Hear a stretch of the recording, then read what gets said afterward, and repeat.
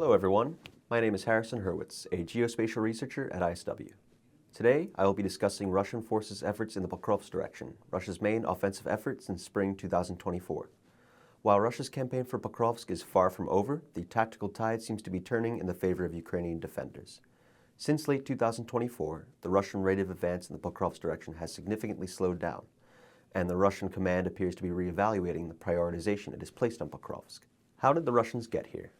Following the fall of Avdiivka in February 2024, Russian forces began an offensive targeting the fortified and operationally significant city of Pokrovsk in western Donetsk Oblast, approximately 50 kilometers northwest of Donetsk city and 15 kilometers east of the eastern border of Dnipropetrovsk Oblast.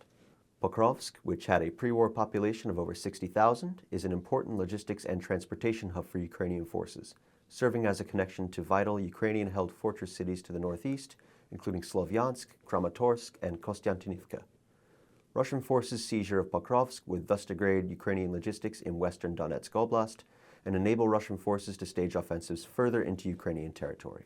In April, Russian forces began to achieve increased tactical success in the Pokrovsk direction.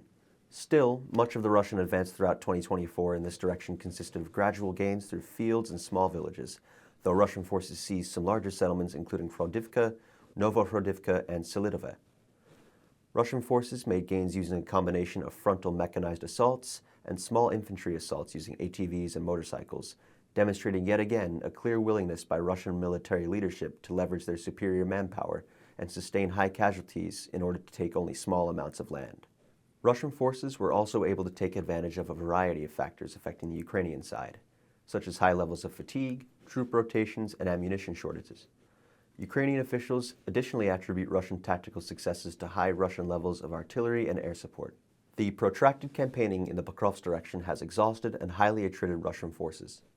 In a year, Russian forces lost over 5 mechanized divisions worth of equipment to advance about 55 kilometers, or slightly more than a tenth of a kilometer per day, from Avdiivka towards Pokrovsk.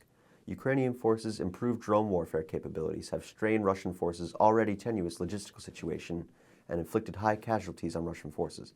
Ukrainian forces have also leveraged field fortifications in the area, mostly networks of dugouts and trenches that have proven costly for Russian forces to assault. Russian forces, rather than engaging in costly urban battles, abandoned frontal assaults against Pokrovsk around November after facing stiff resistance on the city's outskirts, and instead began attempts to bypass Pokrovsk by prioritizing capturing the smaller settlements to Pokrovsk's south and southwest, likely in an effort to surround the city in order to sever its transportation routes and disrupt its logistics. This tactical adaptation has not proven effective, however, as the rate of Russian advances and the number of Russian attacks in the Pokrovsk direction have declined since November. Moreover, in January 2025, Ukrainian forces began conducting tactical counterattacks and have since pushed back Russian forces in multiple settlements close to Pokrovsk, including Lysivka, Uspenivka, and Pishchane. Russian forces seem to be deprioritizing the Pokrovsk direction, as the Russian military has redeployed significant elements of the 150th Motorized Rifle Division from Pokrovsk to the Toretsk direction in March 2025. If current trends continue, Russia's salient near Pokrovsk may become increasingly vulnerable to Ukrainian counterattacks in the weeks and months to come. Thank you for watching. Remember to continue following ISW and this page for further updates on the conflict.